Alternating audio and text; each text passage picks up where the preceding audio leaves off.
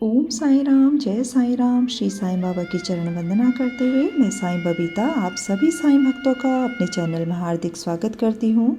आज फिर से मैं आप सभी साईं भक्तों के लिए बाबा की बहुत प्यारी लीला लेकर आई हूँ, और वो जो है वो भी रोग निवारण के ही संबंध में, और अध्याय 13 से ही है। तो जिनके पास साईं सच्चरित्र है उनको तो वो लोग तो इसका अध्ययन करते ही होंगे।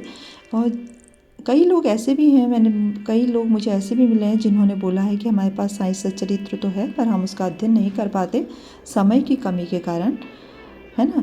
तो उनके लिए भी जो मैं ये लीला लेकर आती हूँ उसे सुनकर उनकी भी काफ़ी हद तक उनकी समस्या का भी समाधान होगा, क्योंकि वो अगर साईं सच्चरित्र नहीं पढ़ पा रहे और अगर सुन भी रहे हैं तो भी उन्हें इसका लाभ मिलेगा। और जिनके पास नहीं है वो भी इन लीलाओं को अगर श्रवण करेगा तो उसे निश्चित रूप से सफलता प्राप्त होगी। वो किसी भी चीज़ में हो, है ना। आप किसी भी क्षेत्र में आपकी दुख परेशानी की भी हो, या फिर रोग के लिए हो, या कोई भी तरह का, है ना, आपके जीवन में कोई भी परेशानी चल रही हो कोई भी, तो आपको इसको सुनिएगा और सुन के आपका विश्वास भी दृढ़ होगा और आपको सफलता भी अवश्य मिलेगी। बाबा की लीलाएं बहुत प्यारी प्यारी लीलाएं हैं। बाबा की लीलाएं अगाध हैं, है ना।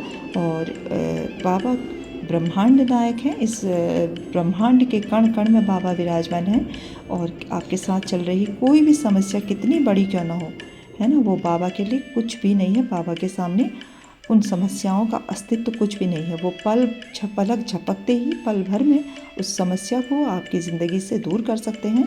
इसलिए आप बाबा पर दृढ़ विश्वास रखिए और बाबा का ध्यानपूर्वक बाबा की कथाएं सुनिए, उनका मनन कीजिए, और निश्चित रूप से आपको इसका लाभ अवश्य मिलेगा। अब जो कथा है आज की उसे ध्यानपूर्वक सुनिए। आलंदी के स्वामी की ये कथा है, कहानी है। आलंदी के एक स्वामी बाबा के दर्शनार्थ शिरडी पधारे। उनके कान में असह्य पीड़ा थी, जिसके कारण उन्हें एक पल भी विश्राम करना दुष्कर था। उनकी शल्य चिकित्सा भी हो चुकी थी, फिर भी स्थिति में कोई विशेष परिवर्तन न हुआ। दर्द भी अधिक था। वे किंकर्तव्य विमूढ़ होकर वापस लौटने के लिए बाबा से अनुमति मांगने लगे। यह देखकर श्यामा ने बाबा से प्रार्थना की कि स्वामी के कान में अधिक पीड़ा है, आप इन पर कृपा करो। बाबा आश्वासन देकर बोले, अल्लाह अच्छा करेगा। स्वामी जी पुनः वापस लौट गए और 1 सप्ताह के बाद उन्होंने शिरडी पत्र भेजा कि उनकी पीड़ा शांत हो गई है, परंतु सूजन अभी भी पूर्ववत ही है। सूजन दूर हो जाए इसके लिए शल्य चिकित्सा कराने बम्बई गए। शल्य चिकित्सा विशेषज्ञ ने जांच करने के बाद कहा कि ऑपरेशन की कोई भी आवश्यकता नहीं है। बाबा के शब्दों का गुणार्थ हम निरे मूर्ख क्या समझें। देखा, बाबा की वाणी, बाबा की कृपा दृष्टि हमारे दुखों को दूर करने के लिए काफ़ी है। कितनी भी बड़ी समस्या है ना, वो बाबा के लिए कुछ भी नहीं है। इसीलिए मैं आपसे बार बार यही कहती हूँ कि आप बाबा की कृपा दृष्टि के पात्र बने रहिए। और आपको पता ही है, बाबा की कृपा दृष्टि को आप पे बनी रहे उसके लिए आपको बाबा के कहे अनुसार चलना है ना। अच्छे विचार अपने दिलो दिमाग में रखने हैं और अच्छे कर्म करने हैं। अच्छे कर्मों के द्वारा आप बाबा के दिल को हमेशा के लिए जीत सकते हैं और बाबा के बहुत करीब रह सकते हैं।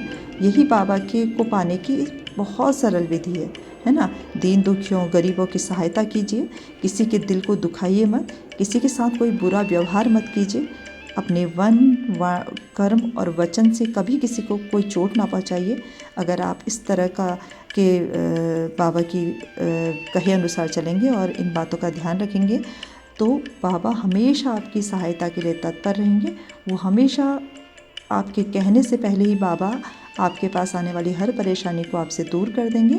और अगर आप अच्छे कर्म कर रहे हैं तो आप याद रखिए कि कोई भी समस्या बाबा के लिए कुछ बड़ी नहीं है। वो पलक झपकते ही आपकी उस समस्या को दूर कर देंगे।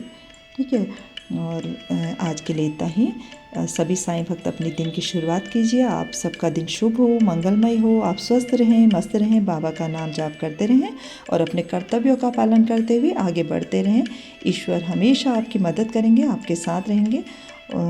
ओम साई राम, जय साई राम, जय जय साई राम।